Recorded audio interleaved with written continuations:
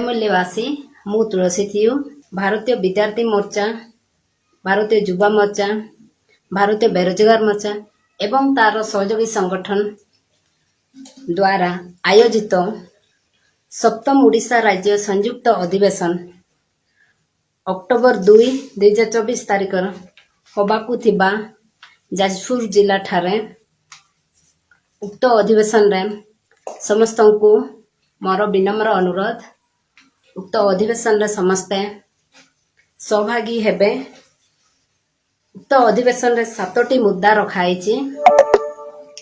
7टी मुद्दा भितरु प्रथम मुद्दा है नूतन शिक्षा नीति मूल निवासी बहुजन समाज को प्रतिनिधित्व विहीन करिबार एक सुनियोजित षड्यंत्र अटे एक गंभीर चिंतन। द्वितीय मुद्दा बारंबार पेपर लीक घटना जगु युवपीढ़ी भविष्य संकटाभिमुखी हेउछि एक गंभीर विश्लेषण।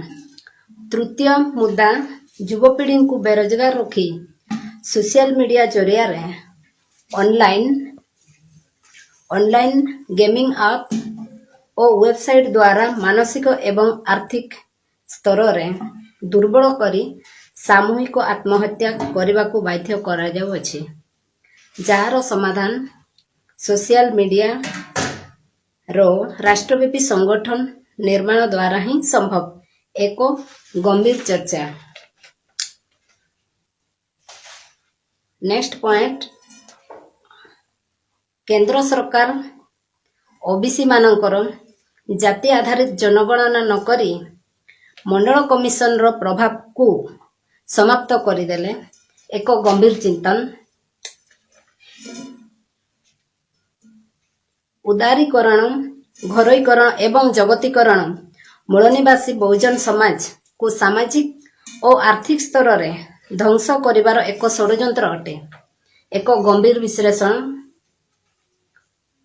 6 नंबर मुद्दा है देशव्यापी बेरोजगारी जनित समस्या निर्माण करिबा ईवीएम इश्यू रु ध्यान हटेबार शासक जातिर एक सुनियोजित षड्यंत्र अटे एई षड्यंत्र पर्दाफाश।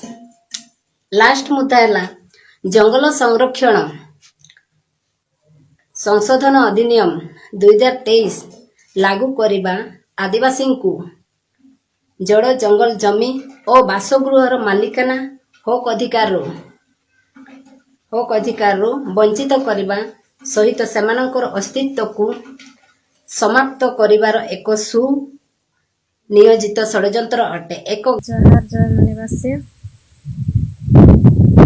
भारतीय विद्यार्थी मोर्चा, भारतीय युवा मोर्चा, भारतीय बेरोजगार मोर्चा, भारतीय विद्यार्थी छात्र प्रकोष्ठ, इंडियन रिसोर्स स्कॉलर्स एसोसिएशन, राष्ट्रीय आदिवासी संघ, भारतीय विद्यार्थी छात्र संघ, राष्ट्रीय मूल निवासी बालक बालिका संघ, 7वां ओडिशा राज्य संयुक्त अधिवेशन स्थान सांस्कृतिक भवन जाजपुर रोड ओडिशा 2 अक्टोबर चल जीवा जाजपुर।